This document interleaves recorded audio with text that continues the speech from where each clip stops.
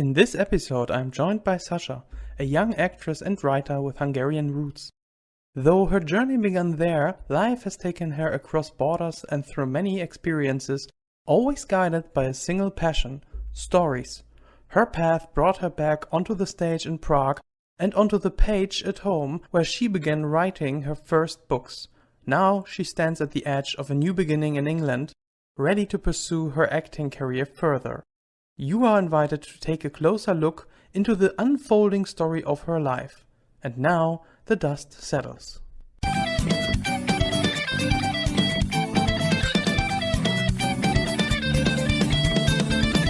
Okay, cool. Hi. Hi. Do you have any wishes or something that you want to talk about in this episode? Because I just wanted to reconnect with you a little. We had this conversation several months ago about your comic project, I guess.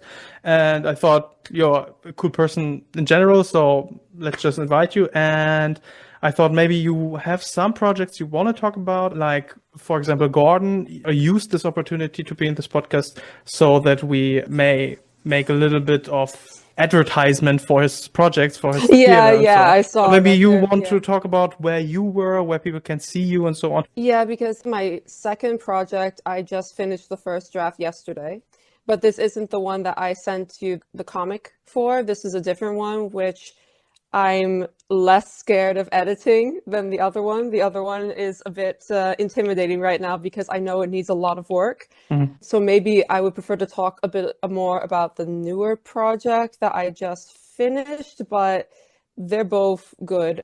At this point, like, I don't have anything that is completely, like, done and put out there yet. Like I told you a couple months ago.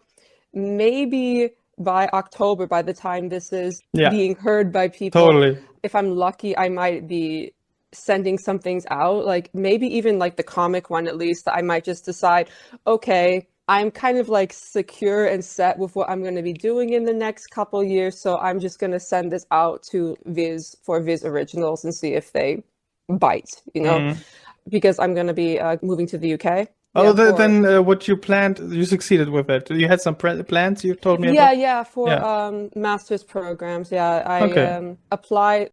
The ones that I applied to kind of like traditionally I didn't have success with. I got to like some second rounds with a couple of them, but didn't make it all the way.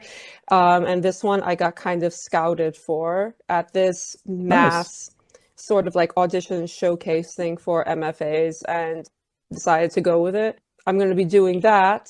And because at least that's settled, besides having to do all this stuff with the visa, but that's another topic, that I'm feeling like, okay, if I send this stuff out and get the rejection that it most likely will be, just statistically, I'm more mentally ready to, like, accept that and, maybe repackage a little, try again at a later date. But while I still had this stuff with the MFA programs up in the air, I just like wasn't ready to face that other rejection from the other side of what I'm doing, if that makes sense. Just for me as a newbie, what is MFA specifically? Oh, it's like a Master's of Fine Arts program for acting conservatories. It's a better opportunity than what I did in Prague, because in Prague, I mean, these programs will be like twice as much the course time than the program I did in Prague. So it'll be much more immersive than that training was. And it also isn't in alternative theater, because in Prague, what I did was mostly like alternative theater and focus on a lot of solo projects that you do yourselves. And this is more of like a traditional drama school route. So every person invents themselves every 7 years anyway, so whatever. What I wanted to say is, or what I wanted to get at is, we met, I guess, 2 years ago in Prague when you were in the play of Murder on the Orient Express from Gordon. Then we got to know each other, the after-work stuff, after-work party, I guess. And I thought you were a very interesting person in itself, because you came from Hungary. Hungary? I'm not hungry. No, but from Hungary, then came to Prague, and now you're planning to go to Britain or England, or it's in Britain. I'm same thing, like close enough. Yeah, more or less. But you are very explorative. You are very adventurous, I would say even, and you're trying things out. And I really appreciate people that are adventurous and explorative and so on, and try things and try to be their most authentic self, because I am also a very authentic person, but I'm not so explorative. So to hear from other people what their journey is, how their story went, what their plans are, is always very interesting to me. So I thought it was cool that you came from Hungary, then came to Prague, then tried acting. Now you're writing, and now you're planning to go to move to England. For me, these are big, huge steps. Yeah, so I thought it would be very good episode for everyone that might be interested in acting, might be interested in writing, might be interested in doing something creatively, and just trying, is it possible? Maybe someone wants to hear, is it even possible to be themselves and not to work 9-to-5 jobs somewhere? That's more or less what I wanted to with this. Well, I'm not the best example of if it's possible, because I get like some support from my family, and I just do like some kind of like tutoring stuff on the side at this point, on top of like some acting projects that come and go, but it really isn't stable. So to be completely honest, I'm not a success story yet. Not yet. Yeah. But it would be cool to talk about maybe like how my creative process has been going, what I've learned from writing, because the past 2 years that I've been away from Prague, and also kind of with less acting opportunities, I do regret my decision. Hi, Gordon, if you're listening, I regret my decision. But I also don't regret it, because I don't think I would have had the chance to commit to these projects and really give them the attention that they deserved if I was also being, characters for someone else's work, and prioritizing that, because I would have been prioritizing that. I'm at the point now of kind of like, okay, I really want to make sure to make use of these 2 years that I feel kind of like set back in one direction, but where I move forward in another. It's one perspective to say that it's a mistake, or that you can regret that also.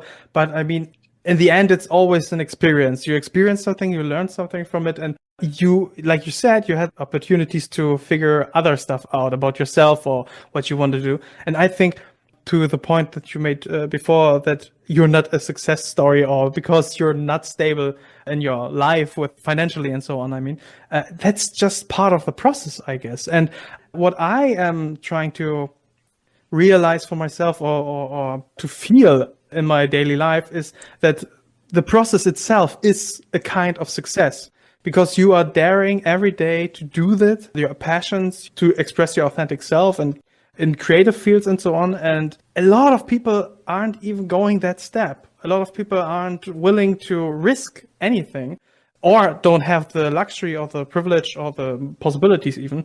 And just to hear that, hey, okay, there is someone like Sasha that is getting a little support of family, having a job on the sides, and trying to do things, and she's only 27. That's not the end of the story. If you want, you can see it like that, like you're at 27% of your life, Yeah.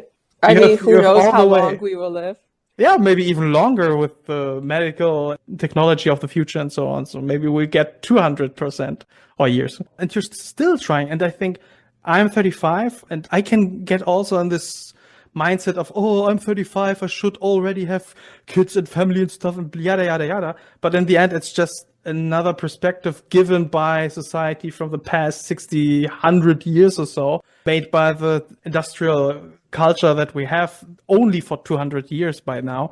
And therefore, it's just a version of a life you could live, but is that you? It's always a question. And I think creative people like us, I say creative people, artistic people, maybe is a better word, are always partially philosophically on their way to figure out what is the best way for me, and how can I express things, or how can I explore the world, I would say. Wouldn't you agree?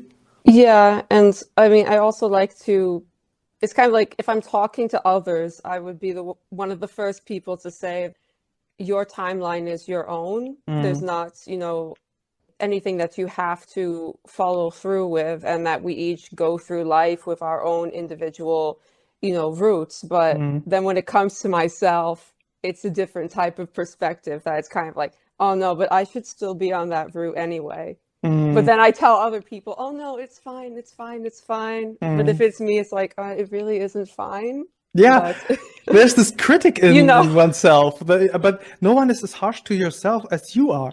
Like you said, to other people, yeah. you say, "Hey, go follow your dreams, follow your passion." And to yourself, is it okay? Shouldn't I do something normal in quotes? I think that, yeah, I think I just made the point that you were trying to make now. No. We are just talking, and I think it's the daily struggle. Yesterday, I had this moment where I think it was 11 p.m. in the evening, and I was like, okay, I've done everything I wanted to do today, and I'm not happy. I was even successful with the things I did, but I was like, okay, I'm sitting here, I can now go to sleep and so on. Is it worth what I did? For whom? It's weird, this process, but I wouldn't be happier. I tried it. I wouldn't be happier if I would do something else. I was in a company. I worked for different businesses, and it was always something missing and blocking, and my life was just not right. I felt depressed more so than in the little moments from my life now where I'm just questioning myself. And questioning is, I guess, part of the journey because no one else can walk your way and you have to walk it yourself. No, I understand what you mean because I studied chemistry in the past. Yeah, right. You're Yeah, and I have like the similar type of feelings.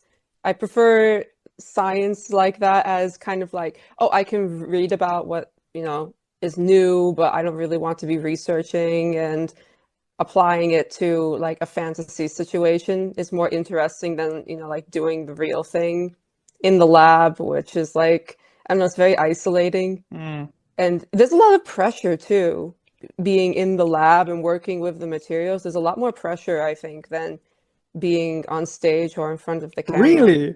Yeah. Because it said, what was it? The greatest fear of people is not death, but it's being on stage in front of people. That's the biggest fear in society. That's funny. Yeah, but I did a couple internships in the lab, and it was more stressful on like how much my performance affected someone's someone's work that was being like funded and that was really serious. And it was like if I messed up, that it felt like I was destroying someone else's work. And someone could hear this and think, well, isn't it the same if you're on stage? That you have to do your part and make it work, but it feels more flexible and just right, I guess. Maybe a little bit like jazz, right? Because jazz is always or mostly improvised, and so you can't make something really wrong. It's just then an artistic expression of the play in that case. And if you really study something, the information have to be right, have to be collected properly, and then sent to the person that is responsible, and you're responsible that this person has everything they need and that everything is correct. And therefore, maybe there's more direct line to you as a person that is to be framed if something was wrong. And in the play, like Murder on the Orient Express, when I saw you, it was just everyone plays with each other on the stage, and therefore maybe you can act differently. It was just kind of being and existing, and there was no wrong as long as we were all there and playing with each other. Right. So how did you get to acting? I mean, when did you start your journey? When did you came from Hungary to Prague? Well, I grew up in Canada, so there's like you're Canadian or Hungarian? I'm Hungarian, but like, my family like lived abroad. Jeez, so, okay. Yeah, I moved back, like a little bit after high school, Yeah. but I just always liked it. I don't know. It's kind of the most typical thing that people probably say. That's like, oh, I just, one day saw a movie and decided this is what I want to do. Like, I want to do this too. And I just did some plays like in the area. Then I stopped for a while. I got kind of discouraged. It wasn't because of the rejection part of the business. It was more because of the typecasting. And I don't really want to go into like the typecasting thing. Okay. That it's like when you're like older teenage girl with the way women tend to be written or how they want women to be portrayed. I don't really want to go too much into that, but I got very frustrated with like the typecasting type of thing and thought like, oh, I'm going to step out until I'm a bit older and might be able to look right to play the type of roles that I really loved, instead of having to be like sweet and malleable and innocent type of stuff, because that didn't even fit with like my personal life, and they always it felt very fake to me.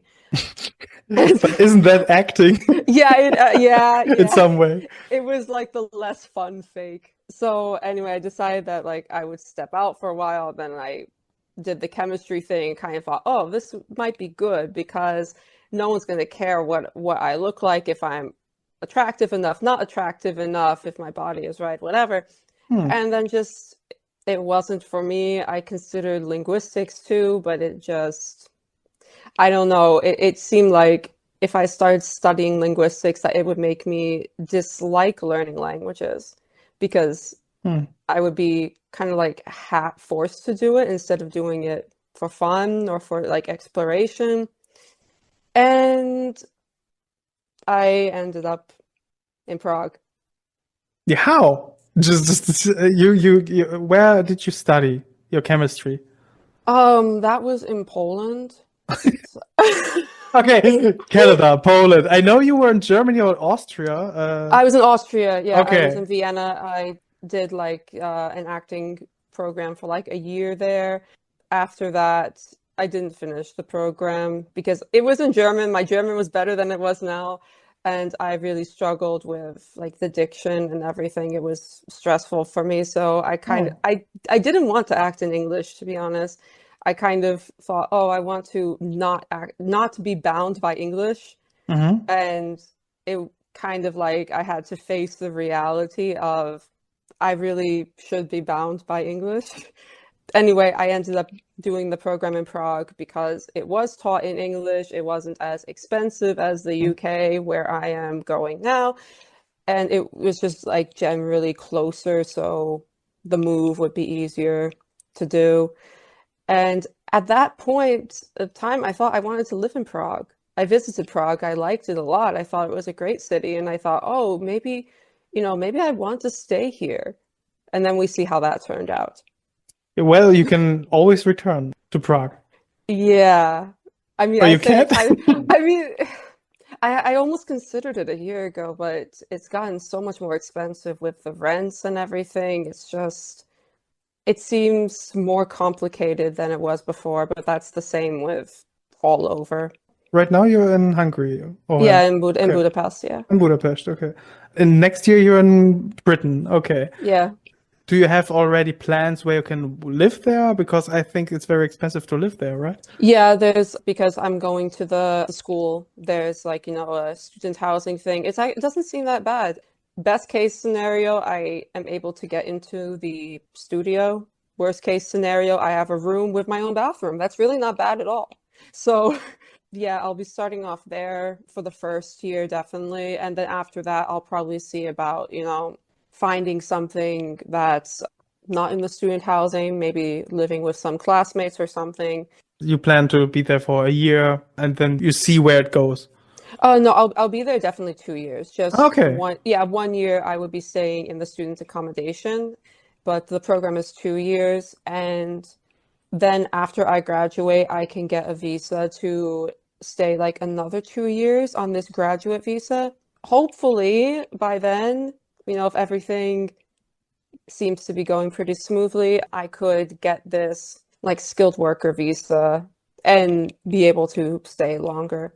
If you wanted So to. if I wanted to, Yeah, maybe you want to go back to Prague by then. to Prague. But okay, back to where did it start? You were in high school in Canada, then you were like what, 16, 17, 18 when you came back to Hungary? Oh yeah, like a 20 Or when like I came 20, back. okay. And Well, I then went back to Poland. Well, not back to Poland because I okay, went to to Poland. Poland, Yeah. yeah, for like year and a half or so, and then I was in Hungary. Then I went to Austria, then I went back to Hungary for a year, then I went to Prague. Now I'm back in Wow. Hungary again. So yeah, it's quite the world traveler. Yeah, but not really. It's kind of just been in this little corner. It's okay, European and Canada, and I was my whole life in Hamburg, Germany. So okay, yeah, I get it. For me, it's big. For me, it was a big step just to go to Prague 2 years ago because I don't. I'm a weirdo. I don't get why people go to vacations. I don't get why people are going anywhere.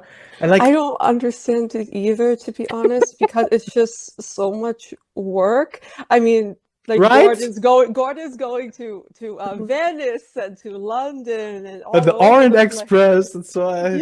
Yeah. And I just don't understand, like, how do you have the energy just to plan all this traveling? I bet it's more stressful for him to not do that. I bet he can sit on his ass and just watch the whole weekend some, I don't know, Disney Plus stuff. I don't know. And I can just sit all day and no, I can't do okay, I can do nothing for a day, but then I have to draw or write or do anything other than I have to work. I have to think that I'm productive in any way. But I don't like this exploration energy. I don't have that at all. Yeah, it's the same thing that I feel bad if I don't do something like writing, drawing, because I've been trying to draw my characters, or practicing some monologue or something. I feel bad if I don't do a little bit of something like that in one day. But I don't have this explore energy. I mean, I'm always thinking like, oh, I really would like to go visit Thessaloniki because the story that you saw the comic for, because it's set in that area.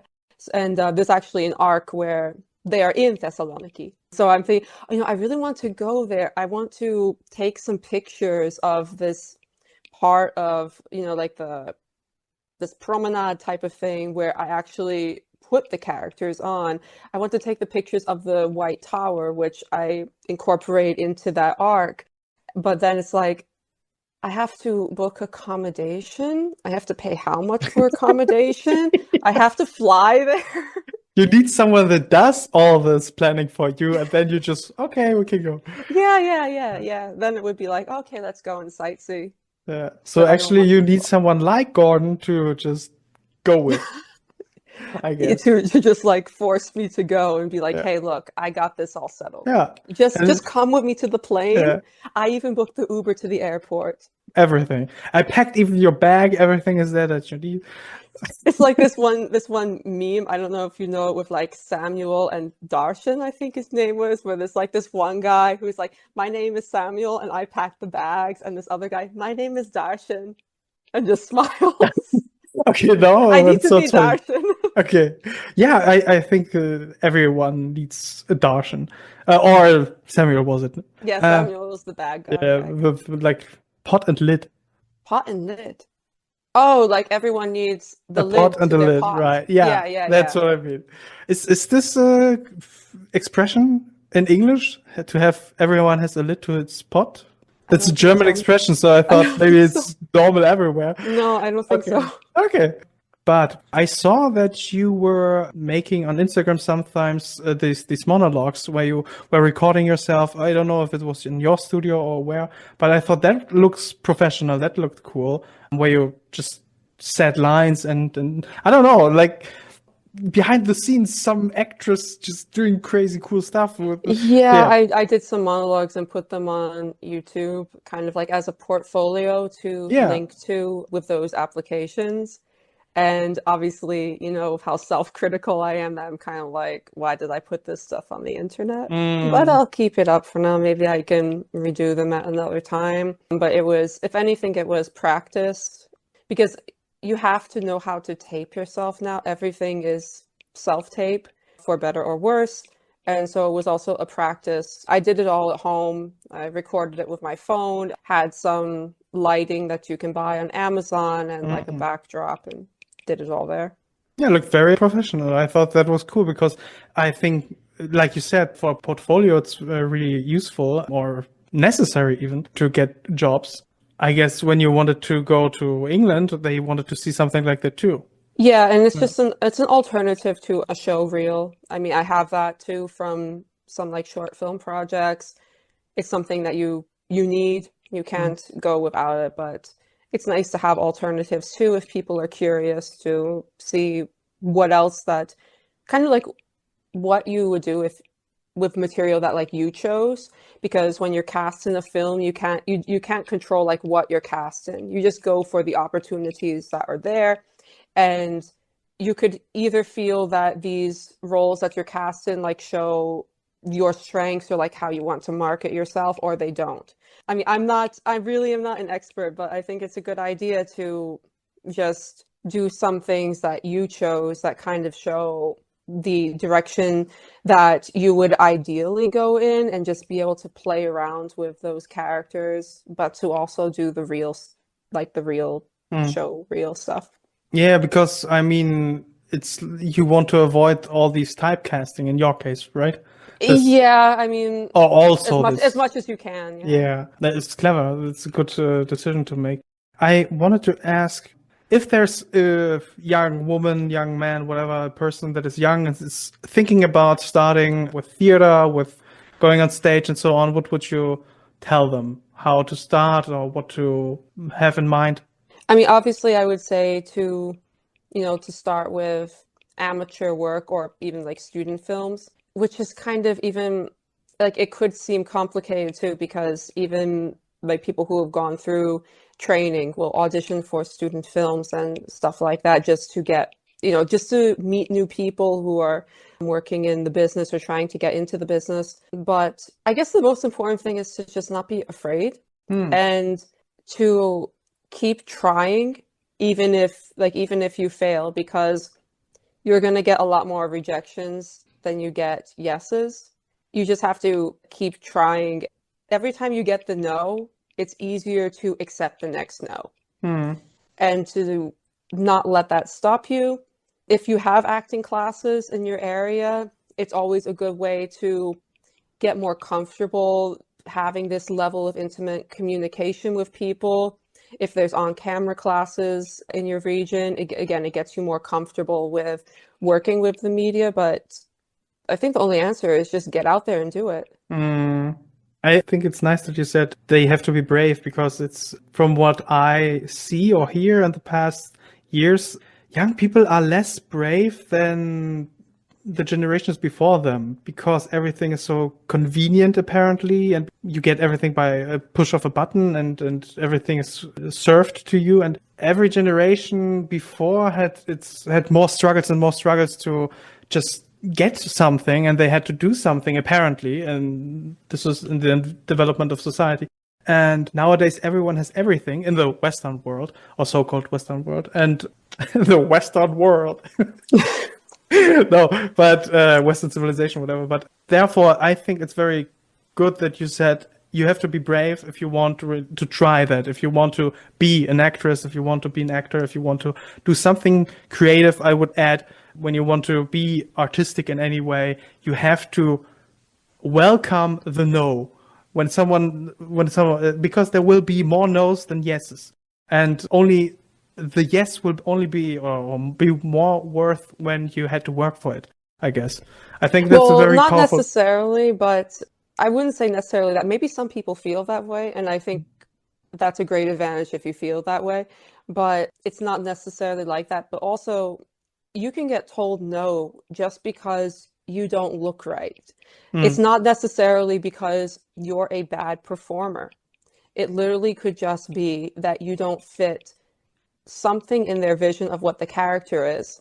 There was something I saw on some video by casting directors or something like that. And one of the things they said is they're not looking for an actor, they're looking for a character. So just because you don't fit what they're looking for the character doesn't mean that you're a bad actor. I mean, you have to act, but an example for me right now is I had an audition that I didn't get, and the character was in the description, like they basically said that the character was like anywhere from like 30s to 40s and had aged skin. And I'm thinking, okay, I'm at the way, way, way lower of what they might like include, like in like up to early 30s.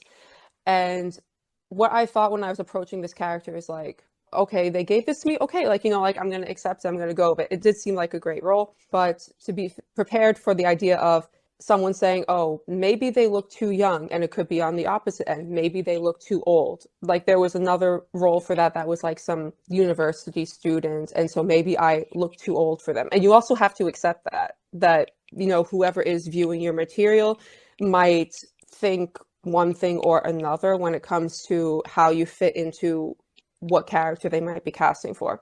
I mean, I got the no, but what I kept in mind is that, okay, was it my acting? I mean, it could be. And if it is, then that's fine, because I've also gotten a yes from someone else before. Was it just that I didn't look right for what they were envisioning? Yeah, that could be too. And that's completely out of my control. And to think, okay, this was an opportunity to practice. It was an opportunity to be seen, even if it's just a little bit, because I know it sounds dumb maybe, but you never know who might remember you from an audition and who might call you back for something else. So even if you get a no for reasons that are within or beyond your control, you could still make an impression that could lead to something else in the future. Yeah.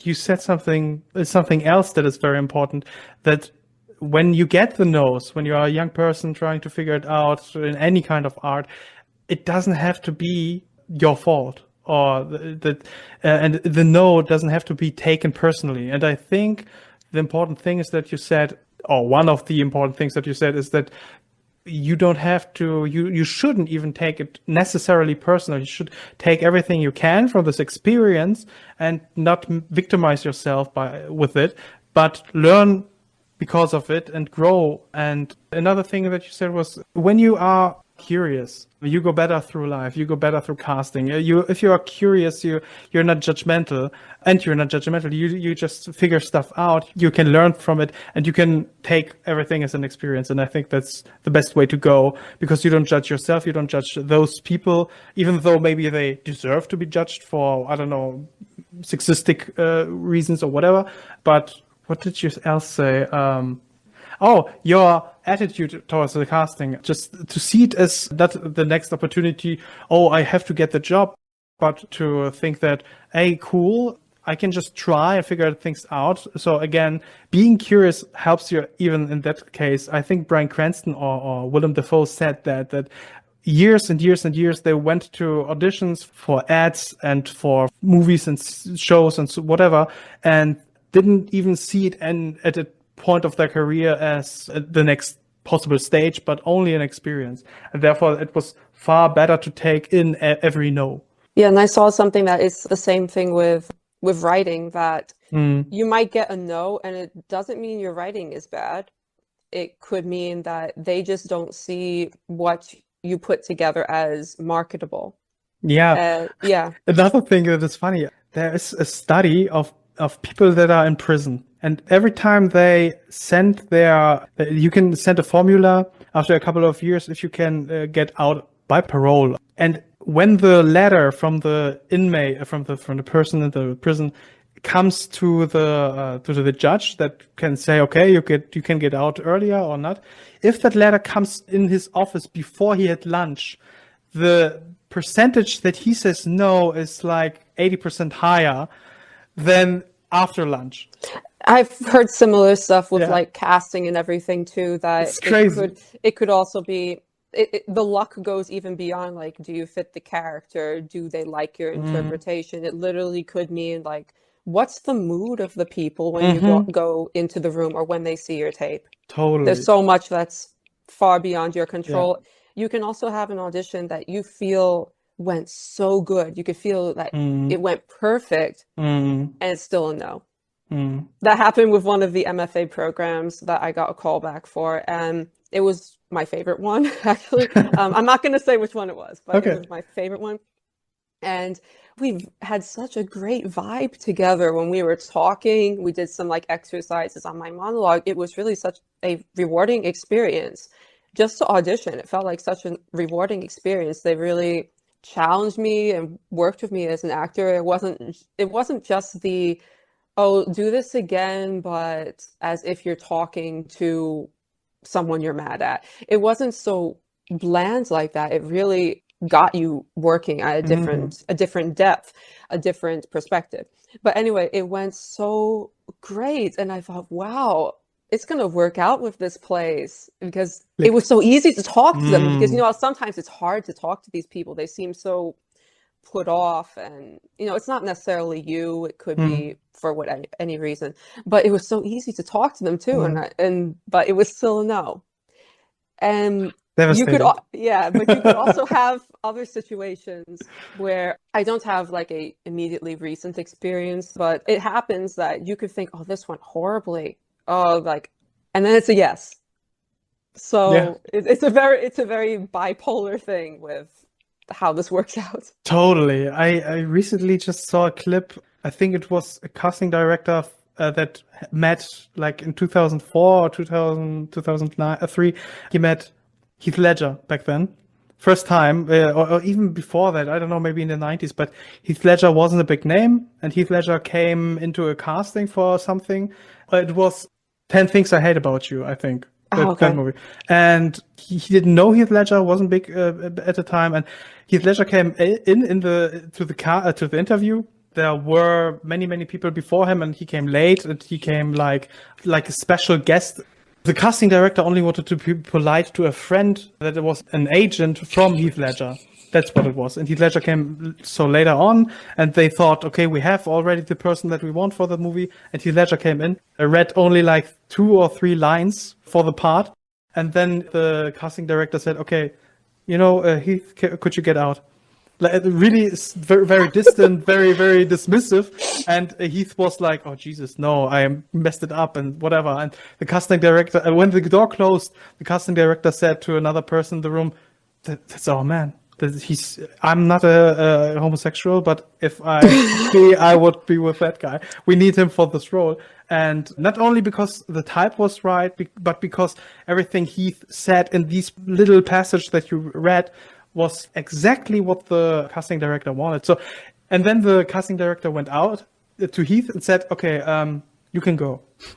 Without any word, just okay, you can go. Heath was devastated, went outside, drove home, and then he got a call from his agent because the moment he went out, the casting director called the agent from Heath Ledger, said to her something like, "Okay, we need him. He's our man. This is the person."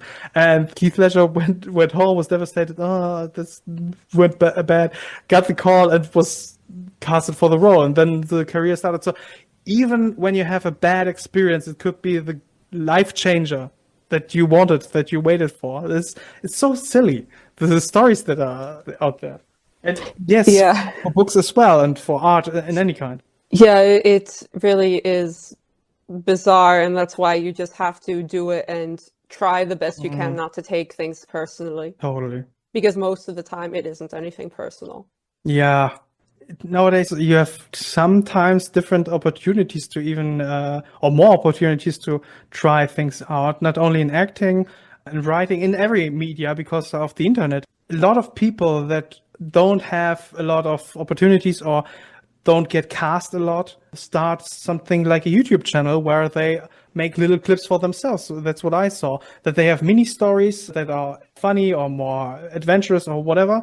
And the same goes for authors of books, and so that they don't need a publisher, but they self-publish and so on. This is a luxury of today's society. Yeah, that's also with my books that I'm like thinking of how exactly I want to work with this, because there are so many ways that you could try to make something. There's self-publishing as a typical novel, which, it takes a lot of work because you have to do all of the packaging and promoting yourself, but you don't even have to write as a novel or as a novel series. You could also make it which I've learned of this past like couple months, a visual novel. And you can self-publish those too. And so I'm even like reconsidering, I don't know, should I repackage this stuff as a visual novel? Would that be better for the audience I want to reach? And this isn't like a comic. It's a novel that is like played out on the screen, and you work with an artist to develop like these, they're called sprites, that these like little emotion drawings of the characters, and it plays out in something that's almost like a game that you read, but without the animation. I don't know. I don't know if it makes sense how I'm describing it, but you can also make those on your own and self-publish them on Steam, which you probably know about because you do Twitch stuff, but No, I do not do you don't. Twitch stuff. No, Oh, okay. no, I'm on YouTube and on Spotify, but I think that's very interesting what you say. I just imagined, you said game, but I imagine something like a digital book or picture book for kids, but it's for grown-ups in your case. Yeah. So Yeah, it's there's kinda a like that. collage of pictures that are moving through the screen and changing scenery with the thing that is said or written. Yeah, kind of. I mean, you have these different backgrounds that can be rotated based on where the characters are. The one that I was reading is very, very long, called Umineko, When the Seagulls Cry. And they would have different backgrounds to represent like the garden or some room in the house, or even a background to represent an action like, blood being shed, or a vortex that goes along with the magical parts of this story. Then you have all the characters with these different like emotions that can be shown on their faces. So it's like the same character model with some changes to how they hold their arm, the expression on their face, and those are put in to match, like what's going on with those characters in each scene. It's really a cool type of medium. I think so too. I even think that I saw similar things that you described right now, like a visual picture book or Yeah. moving picture book or so. Yeah, where the picture's changing and then there's, like you said, a vortex that is coming across the screen and changing the scenery or so, that is fitting to the thing that is said. But I think that's a lot of work. And I mean, you have, for example, a good voice. So I thought, because I thought it for my book, for example, to make an audiobook, to just record everything. I had a guest before here that in German, so maybe you didn't listen, but whatever. He had someone to read his book and is a voice actor, and 2 books are now on Spotify for free to listen to. And if you want to, you can therefore buy it. This is maybe a less struggling way to publish or to market your work. This is a way that I'm thinking about to make it an audiobook. I can read it myself, for example, my book. Yeah, and then you don't have to do all the page formats and everything. You might have to make a cover, but then you don't have to work through all like the page formats and do all the printing on your side if you self-publish, because that's another cost that you then have to take on, is that if someone orders the physical copy of your book, you have to deal with the printing and all of that. The good thing is that there's ebooks, so a lot of people are just gonna probably buy it as an ebook or as a Kindle book or something like that. It's less expensive for them in that case because hard copies are always more expensive. Just thought, but you don't have, to my information, to package everything and so on. If you want to sell it on, for example, Amazon, then Amazon would do that for you with the hard copies, but you would earn much less because of Amazon. Yeah. Yeah. But it's also an opportunity. If you, for example, if you had 10 books and you don't want to make every time like packaging and you could sell it there if you don't have moral issues with Amazon or so. Yeah. Why and how did you start with, and what is it about your book? I think I'm gonna work with the one that I just finished yesterday. Nice, congrats. Yeah, the first draft. So it's not like it's for sale or It's a anything, step. but It's an important step. a lot of people don't even finish the first draft. I didn't finish the first draft of this story for like 10 years now. Oh, This story has been with me for like 10 years, and I think this time is the 4th or 5th time that I have tried to write it.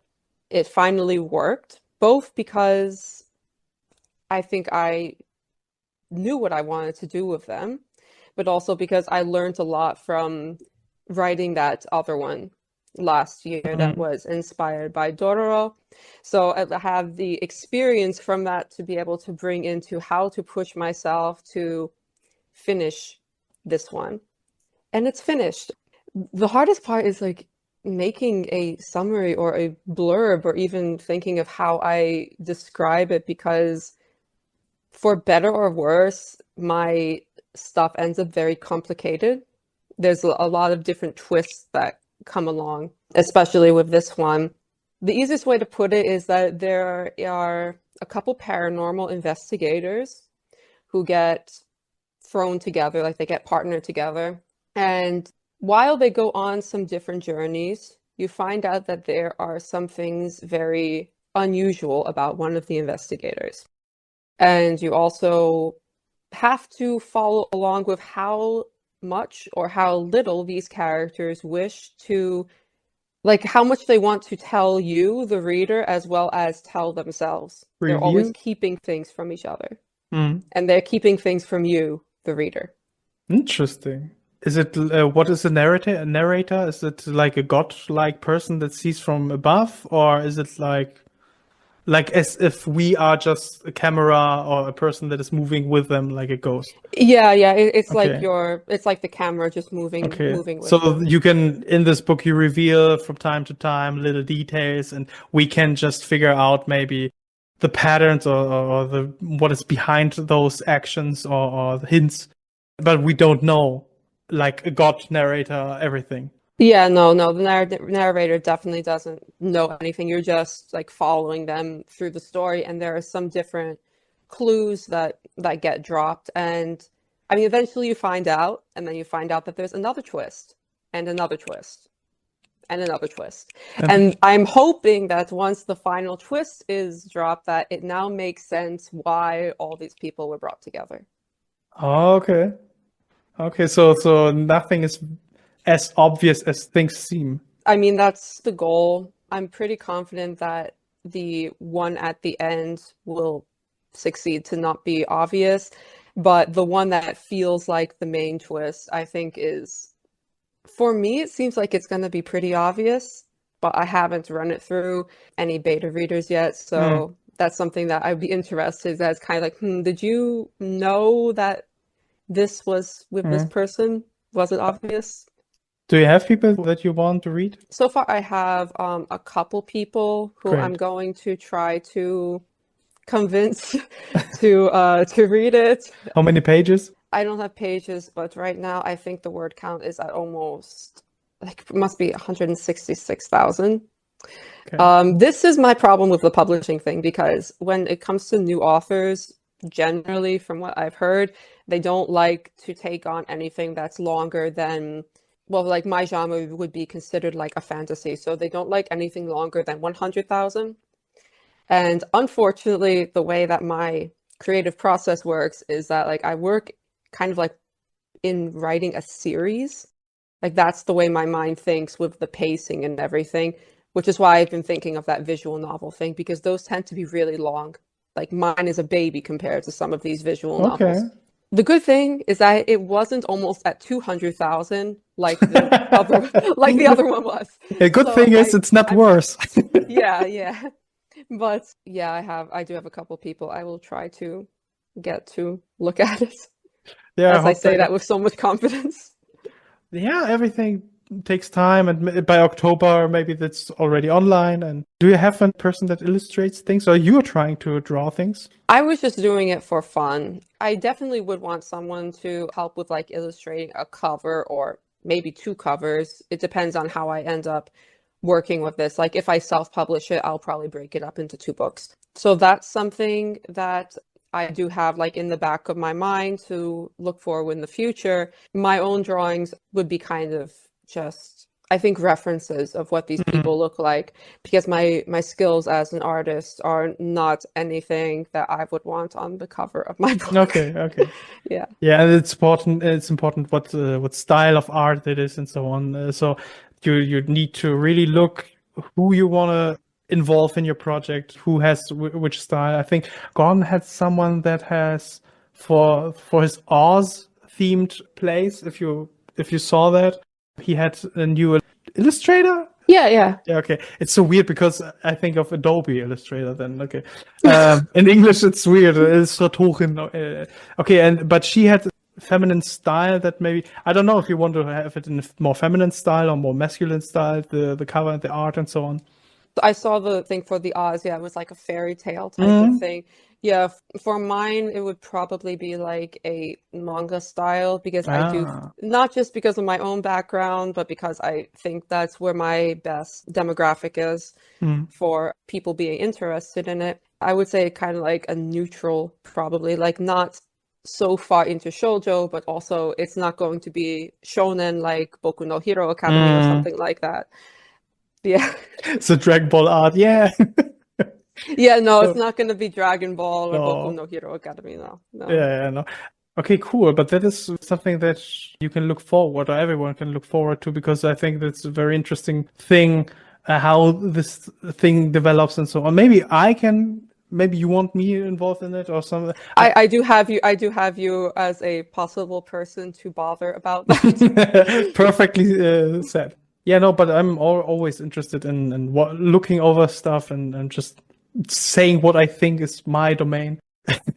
So if I like it, and if you like my art style, we can maybe get together and so on. So that's interesting too. Even though I have a lot to do currently, but yeah, it's never enough. Just give it to me. So how was it called again? Audio? No, video book? No. No, visual novel.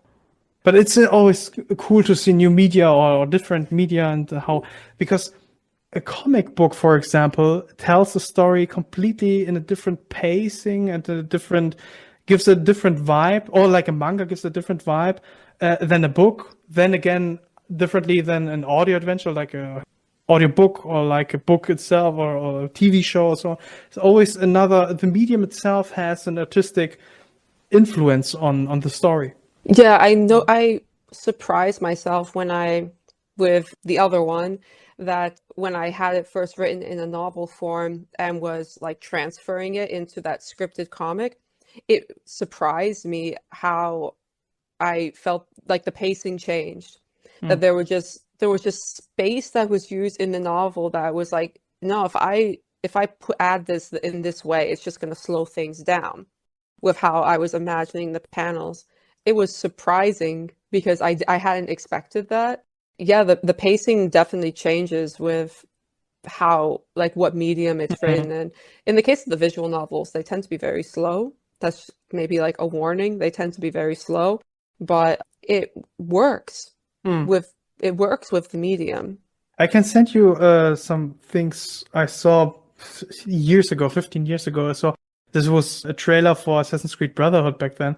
That just came into my mind. It was also just pictures, and they were overlapping like a collage. And I will send you this. That might be cool for like an interactive trailer. Yeah, that's what it was for Assassin's Creed Brotherhood back then. And this is how I imagined the story to the visual novel to look like. I'm just Googling now visual novel. You can watch them on YouTube. I have to say, the best thing is to purchase the product itself on Steam, but there are some uploads to YouTube. They tend to be like the drawings, the art tends to be like anime style. It's almost like reading an anime without the actual animation. Oh, there are games like that, right? Where there's a character plopping in this scenery, popping up in the scenery. Yeah, I think because you can watch it on the computer, but the novels were designed, I think, for some PlayStation console. Maybe it was the handheld one. I'm not really sure, but you can watch it on your phone or on the computer as well. Yeah, I'm old school. I don't know this new technology.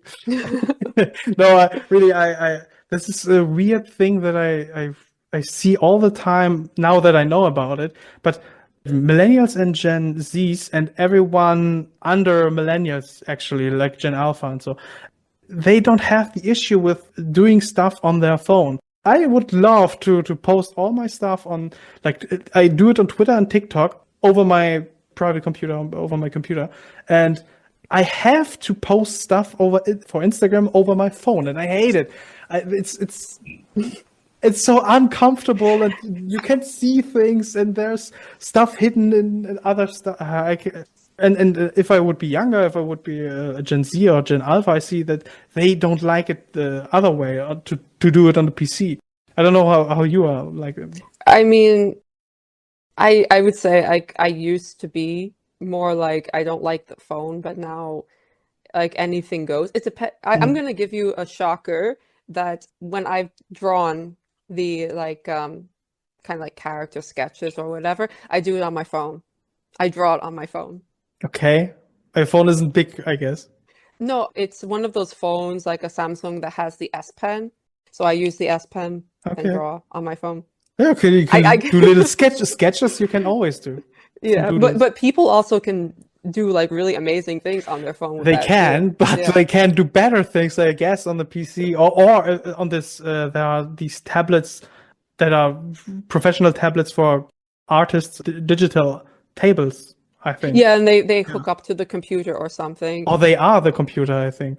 Some of them. I don't know. I don't know. I've just seen like some of them and it just I don't know, it was really weird to me the idea of I'm drawing on the tablet, but then the image is Mm. appearing on the Mm. screen. Like I'm not seeing what I'm at the end of the pen. I'm seeing it on the screen. It was Yeah, just so weird to me. I don't understand how people can work like that, but that's how people work.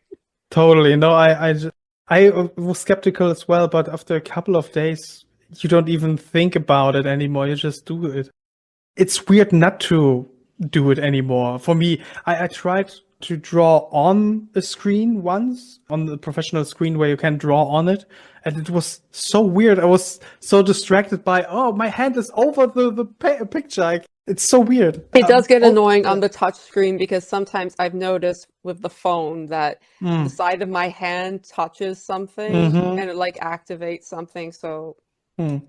I guess that's avoidable Yeah. with these tablets. Technological issues. What was your book or your upcoming visual novel called?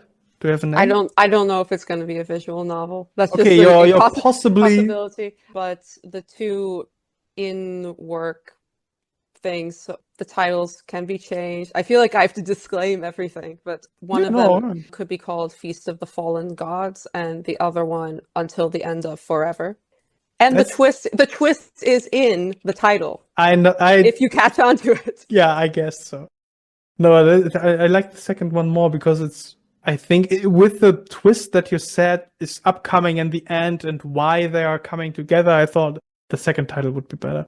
Oh no, Um, but those are they're for two different ones. The oh, Feast of okay. the Fallen Gods is the one that you already saw some of, and Yeah, Until okay. the End of Forever is the one that I just finished the Okay, right. first Okay, draft of. fitting. Yeah. Good. Yeah. No, but the other one, the Roro inspired one, was also very interesting and different because as an artist or author or storyteller myself, it's always for me interesting to see, especially in this case, a very early version of it. In what world you want to let it take place, and how things like gods, people act and see each other, and it's like what was it like Edo times in Japan, feudal times? Um, yeah, Doro was in the Muromachi period, which is like medieval Japan. Mm. This one, because of what inspired it, I was like seeing the way they were going about this journey, and it was very like untechnological, so it was Mm. very medieval, just how I was imagining it. But I transferred it into being like a fictional Greater Balkan region. Mm. So you'll have characters that have Turkish names, Greek names, Albanian names, and it takes place in that area.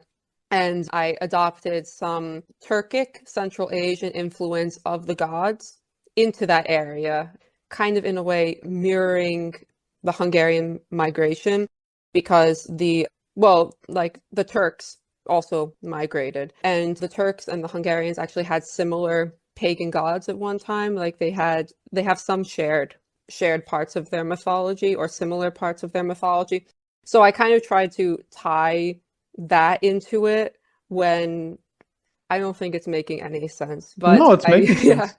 but I tried to tie that in together when moving them to this region, and the concept of migration and forgetting these old gods kind of is why the story happens in the first Right, place. Yeah. right, because there are It's in some cave hidden, as I recall. Yeah, there's like an old shrine. Right. Yeah, which now that I think about the beginning, like it's too similar to Dororo that I kind of think it's too similar, but it's done in a different way. And it becomes very, very different as the story goes on. I have also the issue most of the time when I invent a story, when I start writing or just making the concept of the story that, oh, this is like this, or this is like a mixture of The Matrix and, I don't know, Wild West story, whatever. And in the end, everything is copied from something else or influenced by something. No one can make a truly untouched thing. And the thing is, like a perfect thing, it's not a good thing if it's not relatable in the end, because people need to be able to relate to that in some sense. And I mean, even Matrix is, to my knowledge, made from not the movie, but the story that is originally the basis of the movie. It's just a continuation of the Terminator story. So in the far future, I don't know if you saw the movie or read the books or whatever from Terminator. I've seen like part of it, but like a long time ago, so I don't remember. Okay. But it is true that like everything kind of starts off as something's fan fiction. Totally. No, even fan fiction can become totally original stuff in the end, because in every fan fiction there can be guest characters or new invented original characters, and they have totally their own stories and perspectives on the things that happen in the world that you all used to make just fan art or fan stories. I mean, Dragon Ball, for example, is like million years in the public zeitgeist, and there's nowadays so much fan fiction out there that sometimes I like some fan fiction stories more than some original stories, just because by the sheer amount of the stories that are out there, there's a possibility that some of them become, because of their own nuance, special and interesting. And I think, therefore, it's not to be judged in the first place. But again, don't be judgmental, be curious. And also sometimes the fan fictions, they close up gaps that were left in the original story. True. There's some. So I don't know if you know of Full Metal Alchemist. Yeah. Oh, wow. We have a connection here. There are like a few beautiful fan fictions that I've read specifically for the 2003 version of it that filled in some gaps for the backstory of Envy. They filled in some gaps for that and kind of like expanded on the relationship of him and Dante, and another one of Dante and Hohenheim, if anyone knows of these characters that's listening. And the original story didn't give us that as the viewers, and we were all left to, if we wanted to embark on that interpretation of our own. And some people put it down into fan fiction, which really just gives that extra depth to the story. I haven't seen Full Metal Alchemist in years now, but I know Envy was one of the homunculi, and I don't know. I have to see it again. You do, because Until the End of Forever was inspired by Full Metal Alchemist, specifically Envy and Dante. Okay. From the 2003 version. Dante was the guy with the scar, right? Or wasn't it? No. Scar was the guy with the scar. Scar was the guy with the scar. Yeah. Who was Dante again? Was it the Dante? No. Dante was the leader of the homunculi in the eye patch boy. What? The guy with the eye patch? No. No, that was Fear Bradley. But he was one of the homunculi. It's so long ago that I saw that. I saw it with my brother. But there's also two versions of it, because there's Full Metal Alchemist Brotherhood, which follows the manga, pretty much, and then there's the first Full Metal Alchemist that got its own like anime only adaptation. People can think what they want about it. I like that one. Don't come at me, because the manga wasn't finished when the anime the anime took off faster than the manga was being produced at the time. Yeah, and it was like typical, 2000. So wait. So the end of the original anime has another end than the manga? Yeah. Oh my god, I have to see it again. Yeah. Because I saw the anime ending. Yeah, I mean they're very different. Like the backstories of the homunculi are also very different, and it's why I prefer the 2003 version. Yeah. Because it inspired my story. I love them so much, and it touched me so much, I guess, that they gave me this adaptation. I wouldn't even really call it an adaptation because it became so different. It really is completely different. It's just those characters inspired the growth of this story to become what it did. Yeah, that's interesting too, right? With filler episodes like from Naruto or from Dragon Ball, so from any anime, there are some filler episodes that may even be very helpful to the story in total. I think in Boruto I saw that there was I saw Boruto, Jesus. I did. No, but I think the first episodes are all filler episodes, and they are so helpful for the total dynamic between the characters that are just if there was the filler episode, there would be just like okay, the characters are there. They're less meaningful than with the filler episode that started all the in the anime. I don't read the manga, but yeah, some fillers are very like fan fiction. Some of them are very helpful, like you said with the homunculi. Yeah, and they can just kind of like draw together the relationships of the characters and make them more human and real. Totally.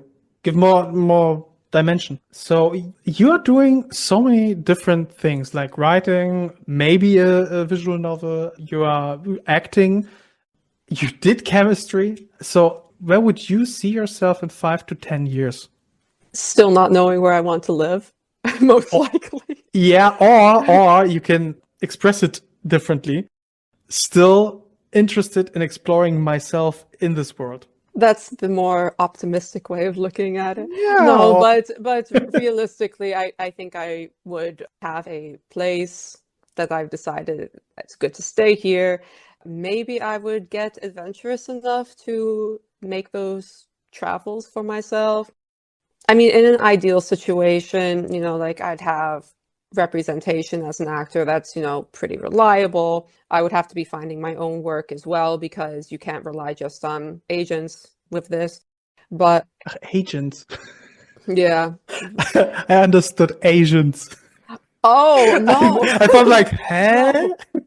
No, Okay. no. But it would be cool to have an agent in Asia, like because for voice acting, you can, you can take jobs from all around the world and you can have representation like anywhere. But the catch is that it costs a lot of money to start off with to have like a home studio. I would like to see, ideally that my stuff would have like some type of success. I would really love to see like an anime adaptation or even a manga adaptation, something like that of those two stories. Feast of the Fallen Gods, it really is like very shonen, like in its nature, but I would love to see that. And I don't know, I guess just I'm rambling on, but I really would just like to be doing what I like to do and Like every living with artist. that. Yeah, like Yeah, totally. everyone. Like the answer is all the same. I just want to do what I love. Yeah, express myself in the moment as I see fit. Right? Yeah. Yeah, I feel that totally. That's the same thing that I want to do, and not in a determined way. This has to happen in this order and this in by that time, but just conceptual. I like if that thing that I like to do, whatever that may be, in which time I look at it, in what perspective in the time frame of my life, whatever, that I can work on this thing and be financially safe by doing it. Yeah, So, yeah. right? Yeah. Financially safe. That's the big thing. I Not even mean, luxury, not even luxury, yeah, just no, safe. no, Yeah. exactly. I mean, like if the luxury comes, and I mean, I'm gonna welcome it with open arms. I mean, like Give me money. I'm going to say who wouldn't, but probably Yeah. there is someone who would say no, I would not even welcome that. But I don't need luxury. I just need something that's safe and comfortable. Maybe that's even a problem or a challenge for a lot of artists that they have these kinds of thought processes, that you do it for the art or you want to do it for the art. I mean, okay, now I have this little Gordon back in my head that says it's show business, not show wasting my money. No, but it actually is true. Yeah. Just like with the amount of times we've mentioned Gordon, we should just decide to plan each of our trips to Prague and surprise him. That's a cool idea. Yeah. But it is true. It's not it's called show business, not show wasting my money. I mean, it's true. Yes, therefore he is right. He is responsible. I was talking with him about that very thoroughly. That you have responsibilities not only for your own life. In his case, because he's producer, so he has to see that everyone has money, is taken care of. We have the luxury, as in your case, as an actress, or if you publish those things as an author, or then you are a published author. You are already an author. And in my case, as an author or comic artist or whatever, we have only responsibilities towards ourselves. But still, it's a business. You have to somehow get it out, and by getting it out, getting something in, like money. Yeah. Yeah, this is a struggle, I think. This is for a lot of people. I mean, it would be a wonderful thing if it didn't have to be show business, not show wasting my money, but I don't think we're going to see that in our lifetimes. Maybe someday it will, but I don't think it's not coming anytime soon. No. I mean, they say we live in a meritocracy or a performance society, but actually it's just about money. It's not about how you perform or how much energy you give, because Cristiano Ronaldo, for example, is getting so much more money than a mother of 2 children that is working maybe more than him, for example. But he gets all the money because it's in the capitalistic way, or brings more interested people in what he does. So, yeah, I can't express it in English better, but it's just an illusion. I know what you mean. It's an illusion. In my perspective, it's an illusion that we are living in a performance society, that we should try to work and earn our keep or earn our money or whatever. And in reality, it's just everything that brings money is fine. That's the important part. Yeah, and I mean, in reality, I mean, you could talk about how, hard work gets you, more money or whatever, but you've got some people who are just like the most hardworking people imaginable, and they are hardly getting by. And then you have people who don't work at all. I don't want to give names, but who, have enough money to like end world hunger or something. Totally. If you have billions, I don't know, but isn't it enough? So I when I was 18 or so, I calculated I only need for a comfortable life for myself, like, what was it, 770,000 euro, something like that back then. That was my calculation back then. Maybe it's now more, actually, I don't know, or the same or less even, but that's not even a million. So what do you do if you have billions on this is a nonsense. Yeah. You buy all Twitter. I can say is, you buy Twitter. Okay. You buy a space. Oh, I always wanted to have a spaceship. Let's buy some. Meanwhile, you have some spaceship like pillow behind you. Yeah, it's how do you say it? Rocket Beats TV is or was a 24/7 online TV show, if you want to say it, or a show, channel transmitter. Yeah, but they are not online anymore all the time, but split in different sections. Whatever. It's my community knows what's wrong. They know what Rocket Beats is. Yeah, Rocket Beats. No, but okay. Is there something else you want to talk about, or maybe something you want to say at the end of this podcast? That's always one of the most complicated questions. What do you want to say? I don't know. Okay. I mean, I don't have anything to say. No, then it would just, everything's I would only be repeating myself at this point. Yeah, we said a lot of very good things, like, a lot of things. Okay. Thank you. Bye. Bye. Ciao.